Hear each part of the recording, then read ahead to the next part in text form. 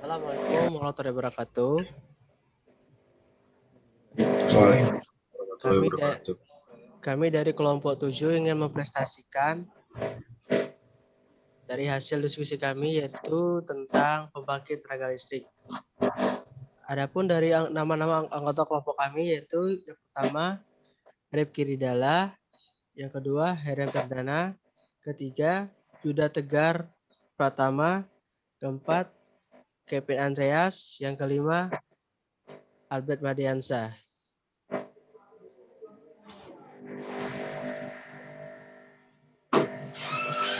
Adapun pokok bahasan yang akan kami bahas yaitu yang pertama pembangkit listrik. Pembangkit listrik ada beberapa, yaitu pembangkit listrik tenaga air, pembangkit listrik tenaga uap, pembangkit listrik tenaga surya, pembangkit listrik tenaga diesel, dan pembangkit listrik tenaga nuklir. Untuk materi pertama yang akan dibacakan oleh saya sendiri.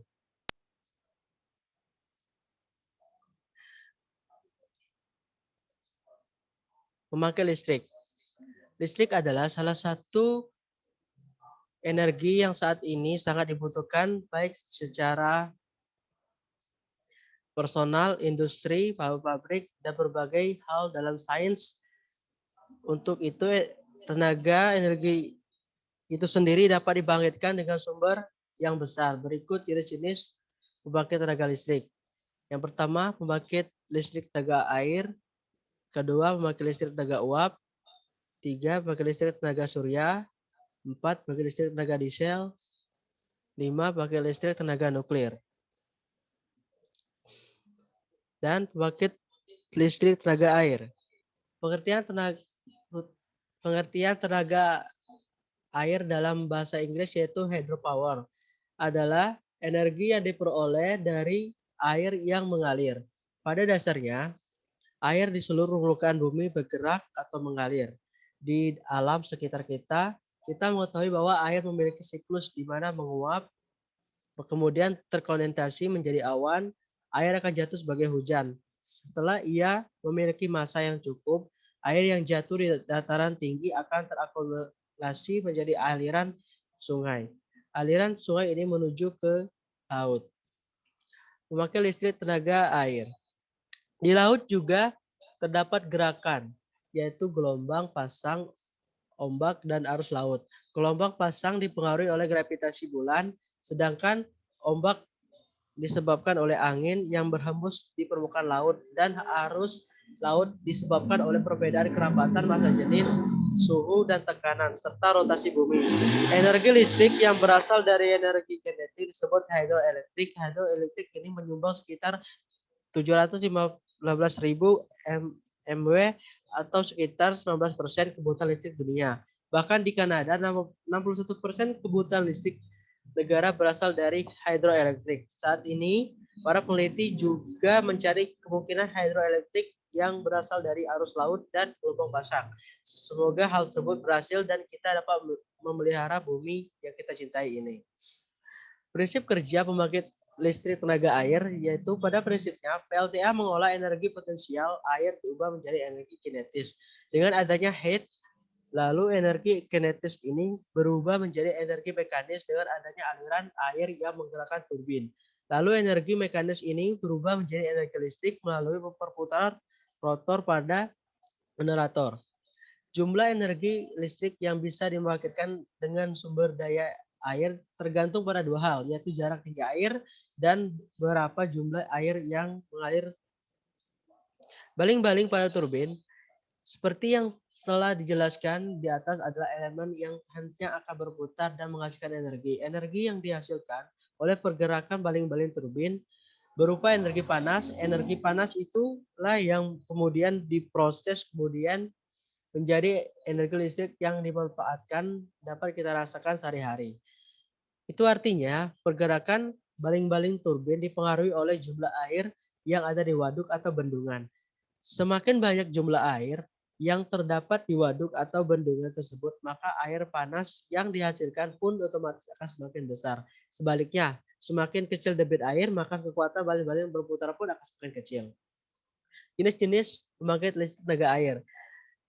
Jenis-jenis air dapat diklasifikasikan berdasarkan ketinggian jatuhnya air, kapasitas, tipe, dan grid. Klasifikasi berdasarkan head. Satu, head tinggi, H, lebih dari 100 meter biasanya digunakan turbin Pelton.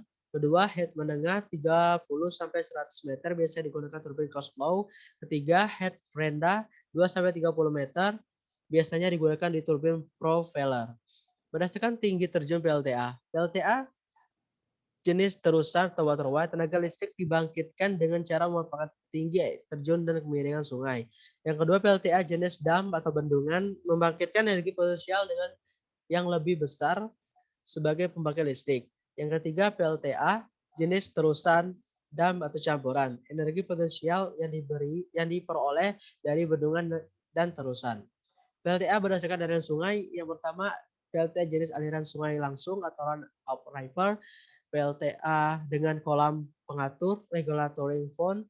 Yang ketiga, pusat listrik jenis waduk atau reservoir.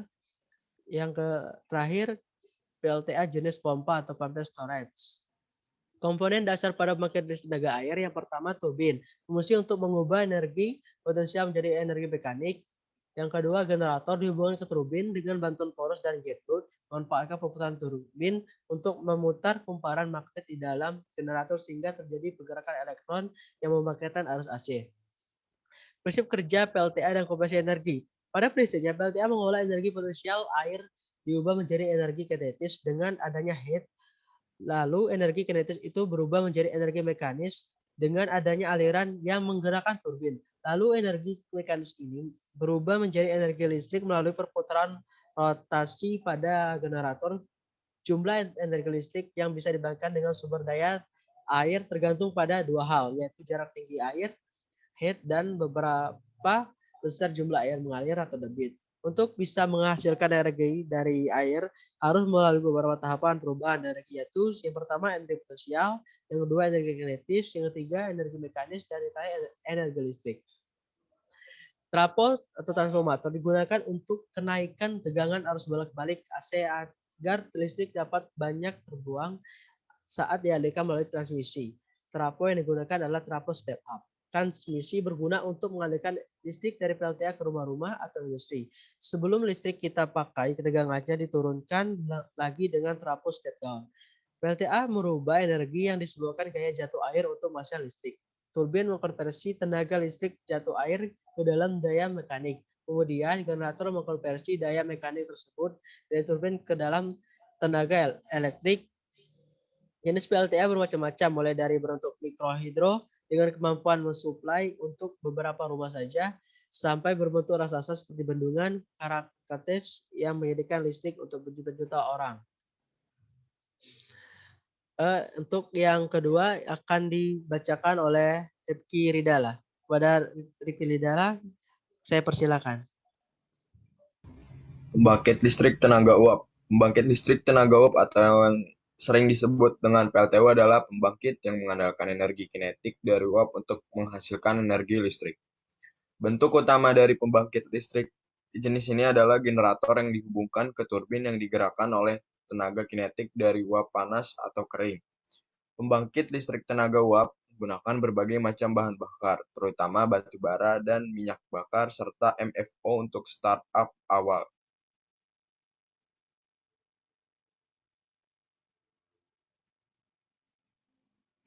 PLTU menggunakan fluida kerja air uap yang bersirkulasi secara tertutup. Siklus tertutup artinya menggunakan fluida yang sama secara berulang-ulang. Urutan sirkulasinya secara singkat adalah sebagai berikut. Pertama, air disalurkan melalui pipa-pipa menuju boiler. Di dalam boiler, air di dalam pipa-pipa tersebut dipanaskan dengan gas panas hasil pembakaran batu bara, sehingga berubah menjadi uap. Kedua, uap hasil produksi boiler dengan tekanan dan temperatur tertentu diarahkan untuk memutar turbin sehingga menghasilkan daya mekanik berupa putaran. Ketiga, generator yang dikopel langsung dengan turbin berputar menghasilkan energi listrik sebagai hasil dari perputaran medan magnet dalam kumparan. Dalam proses pembangkitan yang terjadi dalam PLTU terdapat dua siklus, yaitu yang pertama ada siklus batu bara dan abu. Sistem pembakaran dalam PLTU dimulai dari muatan kapal batu bara di Coal Jetty dibongkar dengan ship unloader dan disimpan di coal yard. Secara kontinu, batu bara diambil oleh stacker reclaimer, dialirkan melalui konveyor menuju boiler house dan disimpan di dalam coal bunker. Setelah itu menuju coal feeder, pulverizer, coal pipes, dan combustion burner. Dalam bangunan PLTU, coal bunker berfungsi sebagai tempat penampung batu bara yang akan didistribusikan ke pulverizer melalui coal feeder. Untuk menghasilkan pembakaran yang efisien, batu bara yang masuk ke ruang pembakaran harus digiling terlebih dahulu hingga berbentuk serbuk atau tepung atau yang disebut pulverized coal.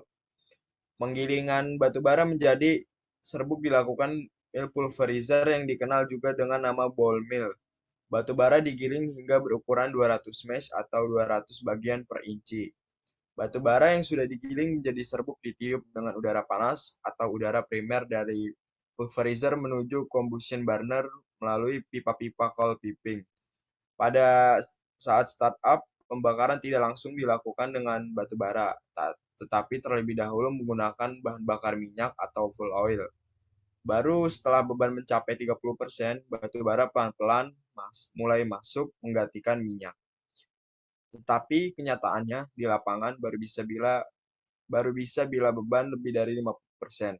Maka selain coal piping, burner juga terhubung dengan oil pipe. Automizing air dan scavenging air pipe berfungsi untuk mensuplai BBM. Pemanasan tersebut dilakukan oleh air heater dengan cara konduksi dengan memanfaatkan panas dari gas buang sisa pembakaran di dalam furnace. Ada dua tipe air heater yang banyak dipakai PLTU.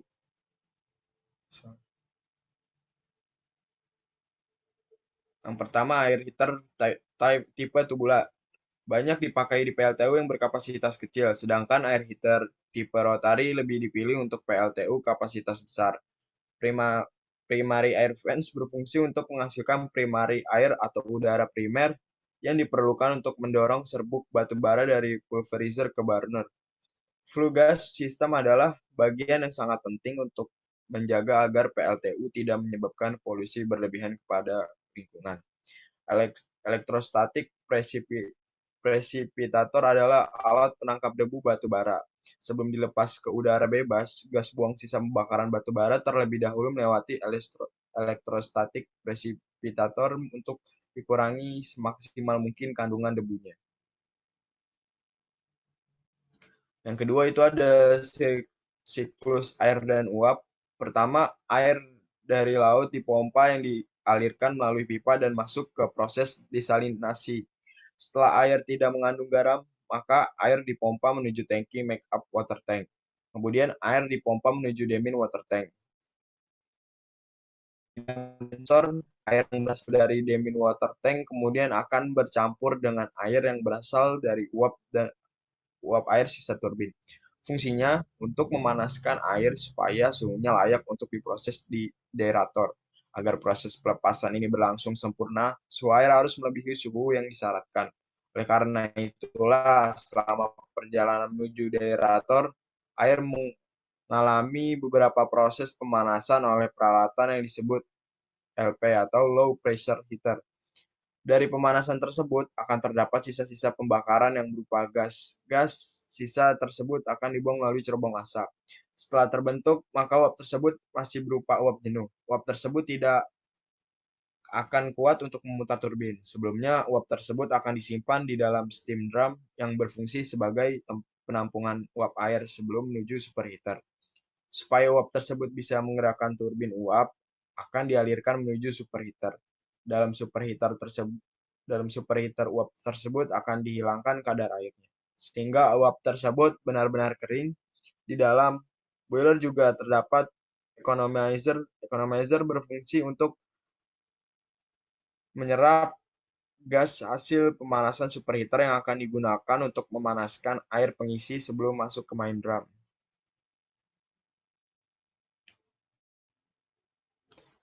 Setelah uap dari reheater, maka uap akan menuju LP heater. dan menggerakkan turbin tersebut. Karena poros-poros HP turbin dan LP turbin terhubung ke generator, maka jika kedua turbin ikut berputar, maka generator juga ikut berputar. Putaran generator inilah yang akan menghasilkan perbedaan potensial listrik yang kemudian menghasilkan listrik. Kemudian listrik akan ditampung dan kemudian akan disalurkan. Dari LP turbin masih terdapat sedikit sisa uap. Dari sisa tersebut maka uap air akan dikondensasi oleh kondensor sehingga akan menjadi cair kembali dan akan digunakan kembali dan ada yang dibuang kembali ke laut. Bagian-bagian PLTU. Pertama itu ada bagian utama. Di bagian utama terdapat boiler. Boiler itu berfungsi sebagai mengubah air atau feed water menjadi uap panas atau superheated steam yang akan digunakan untuk memutar turbin. Yang kedua ada turbin uap. Turbin uap itu berfungsi untuk mengkonversi energi panas yang dikandung oleh uap menjadi energi putar atau energi mekanik. Kemudian ada kondensor. Kondensor berfungsi untuk mengkondensasikan uap bekas dari turbin atau uap yang telah digunakan untuk memutar turbin. Selanjutnya ada generator. Generator itu berfungsi untuk mengubah energi putar dari turbin menjadi energi listrik. Dan kemudian ada generator transformer atau GT. Generator transformer berfungsi sebagai penaik tegangan yang dihasilkan oleh generator. Yang kedua, di bagian PLTU itu adalah bagian penunjang. Pertama ada desalination plant. Peralatan ini berfungsi untuk mengubah air laut atau brine menjadi air tawar atau fresh water dengan metode penyulingan atau kombinasi evaporasi dan kondensasi. Yang kedua ada reverse osmosis atau RO. Pada peralatan ini digunakan membran semi permeable yang dapat menyaring garam-garam yang terkandung pada air laut, sehingga dapat dihasilkan air tawar seperti pada desalination plant.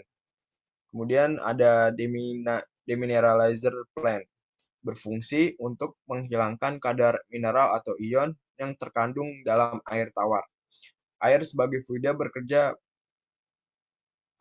kerja PLTU harus bebas dari mineral, karena jika air masih mengandung mineral, berarti konduktivitasnya masih tinggi sehingga dapat menyebabkan terjadinya GGL induksi pada saat air tersebut melewati jalur perpipaan di dalam PLTU. Selanjutnya ada hydrogen plant. Pada PLTU digunakan hidrogen atau H2 sebagai pendingin generator. Kemudian ada chlorination plant, berfungsi untuk menghasilkan senyawa natrium hipoklorit atau NaOCl yang digunakan untuk memabukkan atau melemahkan mikroorganisme laut pada area water intake.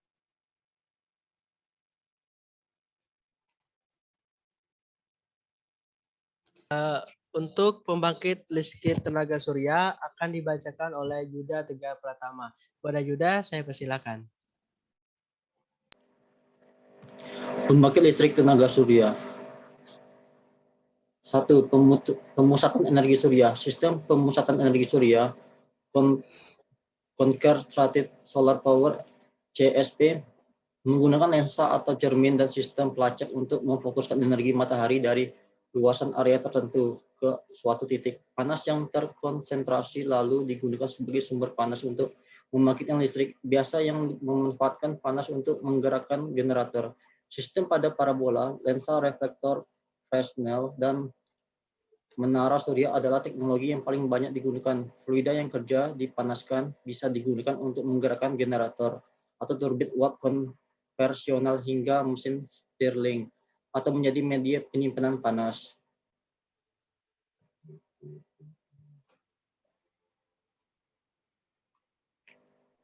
Photovoltaic sel surya. Sel surya adalah suatu elemen aktif yang mengubah cahaya matahari menjadi energi listrik. Sel surya pada umumnya memiliki ketebalan minimum 0,3 mm yang terbuat dari irisan bahan semikonduktor dengan kutub positif dan kutub negatif.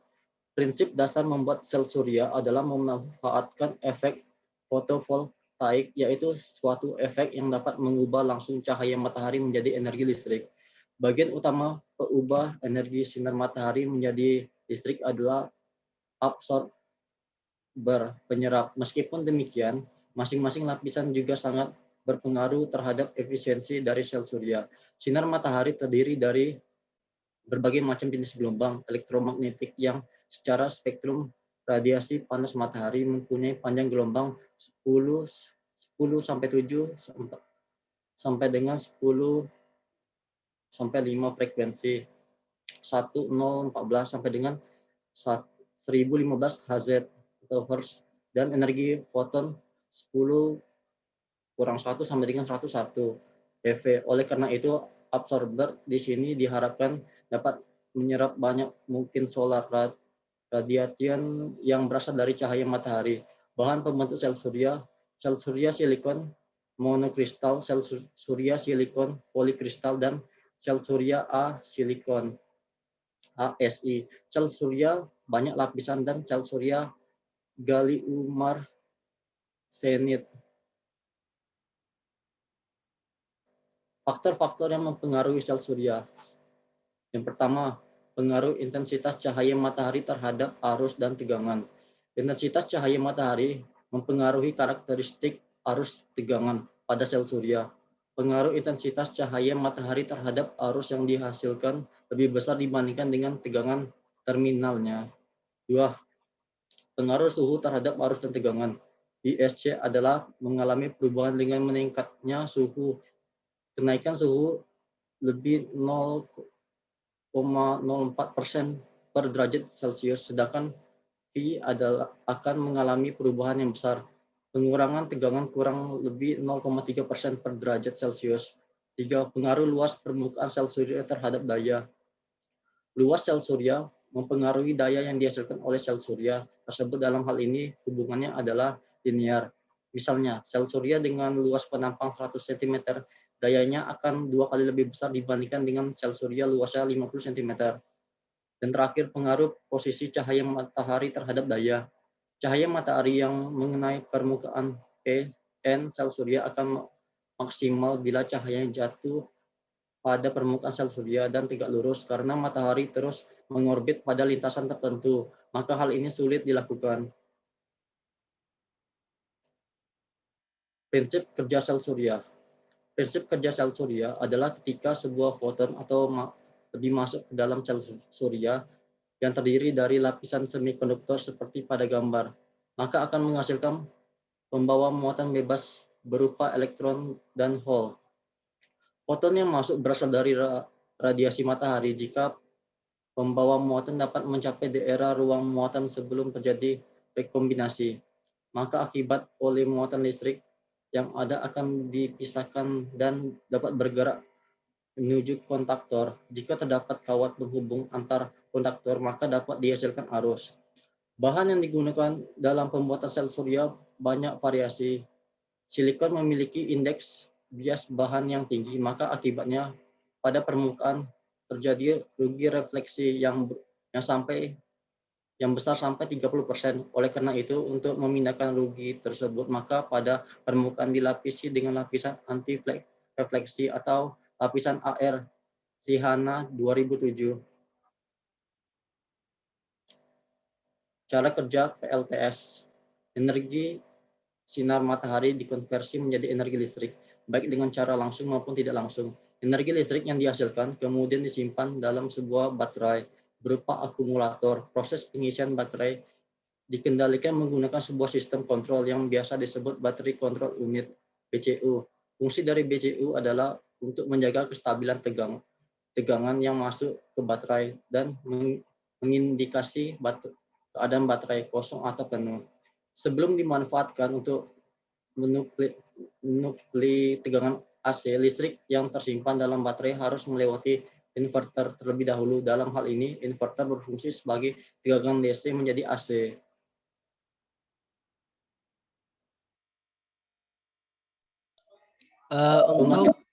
Untuk pembangkit listrik tenaga diesel akan dibacakan oleh Albert Mardiansyah. Kepada Albert saya persilakan. Baiklah, untuk pembangkit tenaga listrik diesel, pembangkit listrik tenaga diesel atau PLTD ialah pembangkit listrik yang menggunakan mesin diesel sebagai primopor. Primopor merupakan peralatan yang mempunyai fungsi menghasilkan energi mekanis yang diperlukan untuk memutar rotor generator. Prinsip kerja dari mesin diesel. PLTD adalah suatu stasiun pembangkit tenaga, sedangkan penggerak mulannya adalah sebuah mesin diesel yang mendapat energi dari bahan bakar cair yang dikenal sebagai minyak solar dan merubah energi tersebut menjadi energi mekanik dan dikoppel dengan sebuah generator untuk mengubah energi mekanik dari mesin diesel menjadi energi listrik.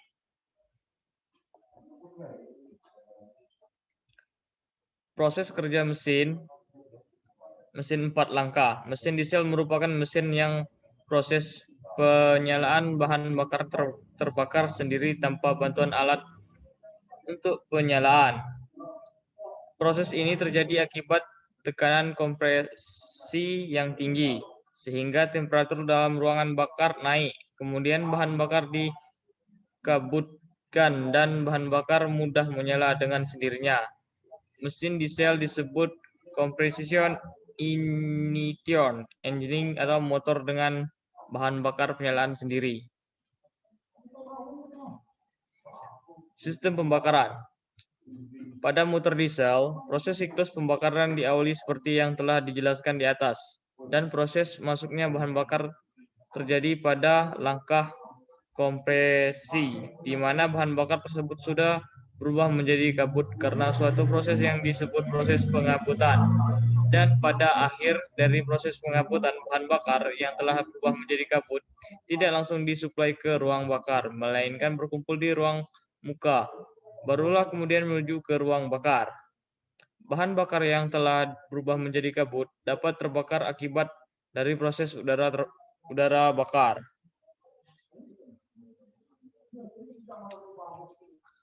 Konsumsi minyak pelumas spesifik.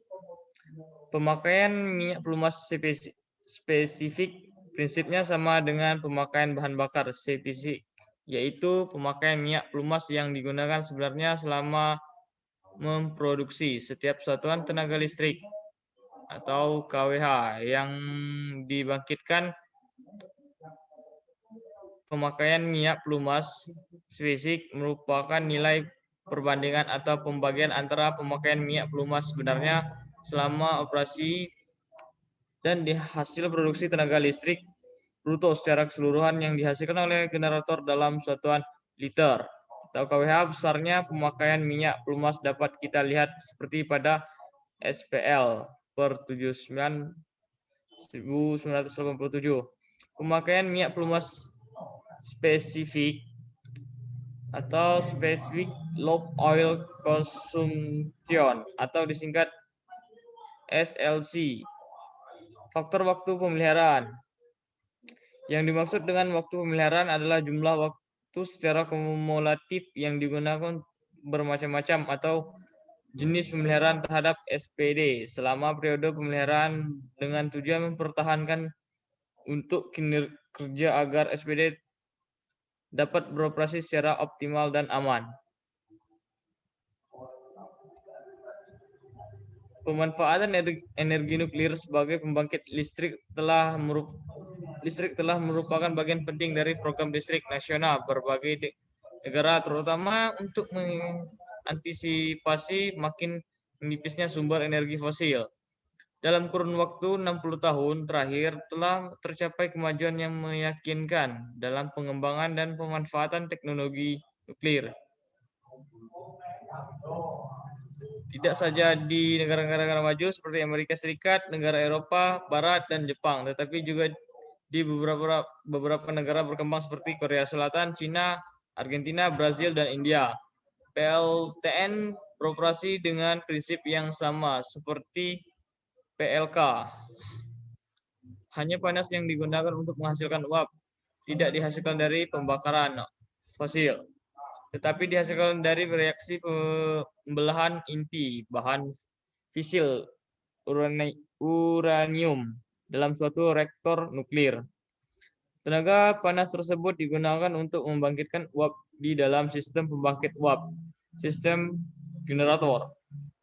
Dan selanjutnya sama seperti PLK, uap digunakan untuk menggerakkan turbin generator sebagai pembangkit energi listrik. Sebagai pemindah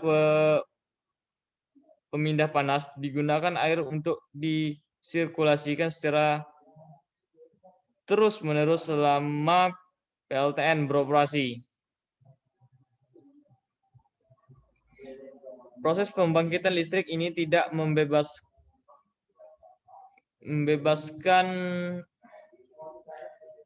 asap atau debu yang mengandung logam berat yang dibuang ke lingkungan atau melepaskan partikel yang berbahaya seperti CO2, S2, NO ke lingkungan. Sehingga PLTN ini merupakan pembangkit listrik yang ramah lingkungan. Limbah radioaktif yang dihasilkan dari pengoperasian PLTN adalah berupa elemen bakar bekas dalam bentuk padat. Elemen bakar bekas ini untuk sementara bisa disimpan di lokasi PLTN sebelum dilakukan penyimpanan secara lestari.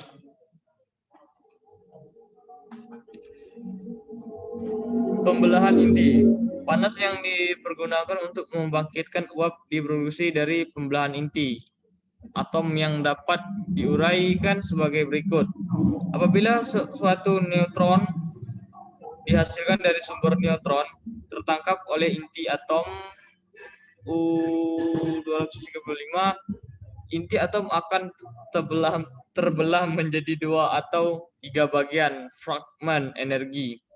Yang semula meningkat, fragmen tersebut diubah menjadi energi kinetik sehingga mereka bergerak dalam kecepatan tinggi.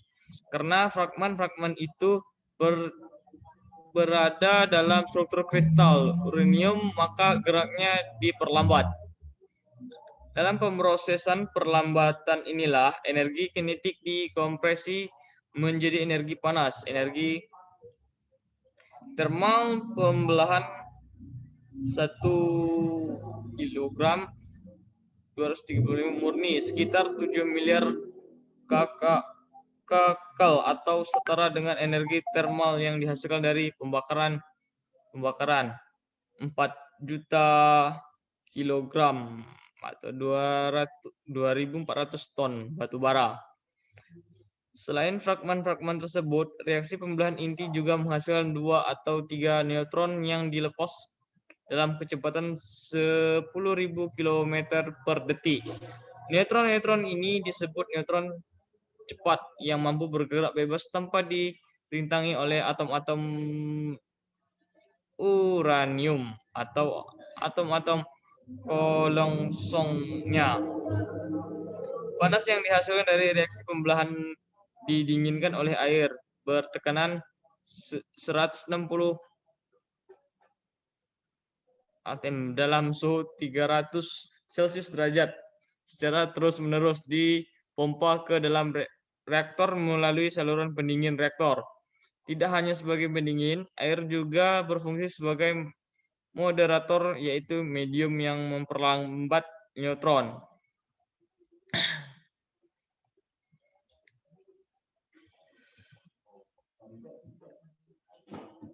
Reaksi berantai terkendali. Reaksi berantai dapat berlangsung dalam waktu singkat dan menghasilkan energi yang sangat besar. Untuk dapat memanfaatkan tenaga panas, reaksi berantai yang berlangsung di reaktor nuklir harus dikendalikan sehingga dihasilkan energi yang sesuai dengan kebutuhan. Pengendalian ini dilakukan dengan menggunakan batang kendali yang mampu menyerap neutron. Batang kendali dibuat dari bahan yang dapat menyerap neutron seperti boron atau kadmium. Beberapa hal yang perlu diperhatikan dalam reaksi nuklir pada PLTN. Pertama, reaksi pembelahan berantai dimungkinkan apabila ada moderator. Kedua, kandungan U-230 di dalam bahan bakar nuklir maksimum adalah 3.270 kat bendungan ini kecil sekali dan terdistribusi secara merata dalam isotop 238 sehingga tidak mungkin terjadi reaksi pembelahan berantai secara tidak terkendali di dalamnya.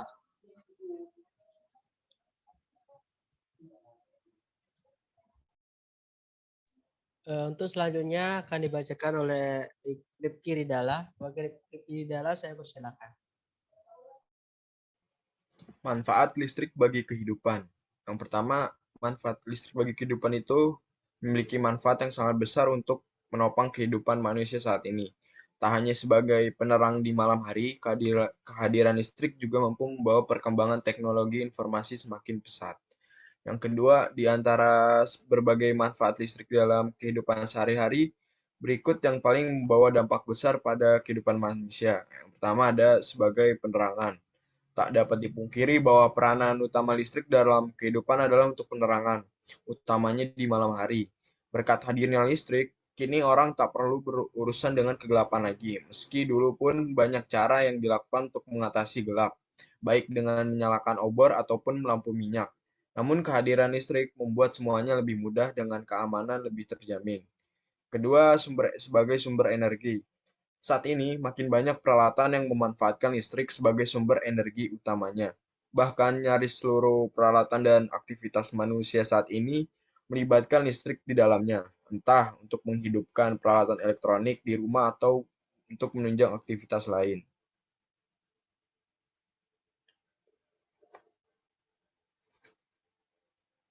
Selanjutnya itu listrik sebagai penghasil panas.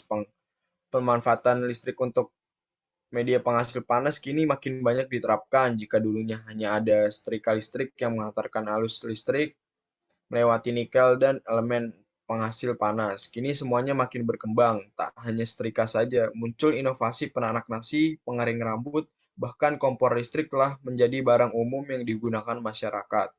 Kemudian penghasil gerak.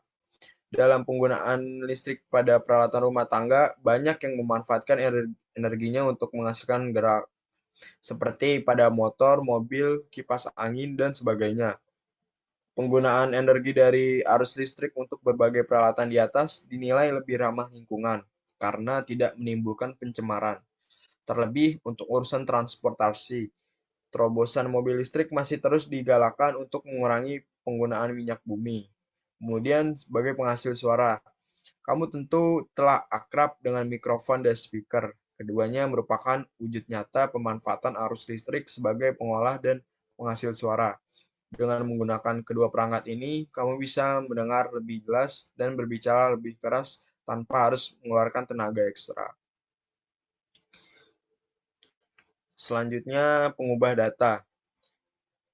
Listrik juga seringkali dimanfaatkan dalam perangkat pengolah data. Sebut saja komputer, tablet, smartphone, dan sebagainya. Semua peralatan tersebut membutuhkan arus listrik untuk mengisi daya agar bisa menjalankan aplikasi di dalamnya. Ini terjadi berkat daya input dari energi listrik diubah kembali menjadi energi output untuk menampilkan tulisan, gambar, atau lainnya yang tertampil pada layar device. Media pengobatan. Saat ini, terobosan dalam dunia medis makin berkembang dengan pesat. Pengobatan menggunakan energi listrik pun makin banyak peminat mengingat prosedurnya yang dirasa aman dan minim efek samping. Walaupun jika mau menelaah lebih jauh, hampir semua perangkat kedokteran melibatkan penggunaan energi listrik di dalamnya. Terakhir ada alat bantu olahraga. Pemanfaatan listrik kini juga makin dilirik di industri olahraga dengan listrik.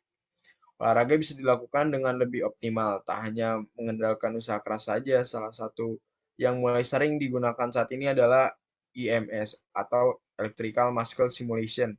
Dengan bantuan tenaga listrik, bentuk tubuh ideal akan makin mudah didapatkan dengan efektivitas tinggi dan minim risiko cedera. Dengan adanya listrik, industri-industri bisa dengan mudah memproduksinya dan dengan cepat dan aman. Listrik mempermudah pekerjaan manusia pada saat ini.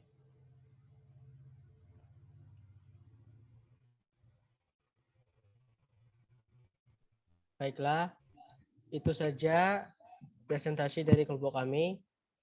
Saya akhiri. Wabillahi taufiq wal hidayah. Wassalamualaikum warahmatullahi wabarakatuh. Waalaikumsalam warahmatullahi Warahmatullahi wabarakatuh. wabarakatuh.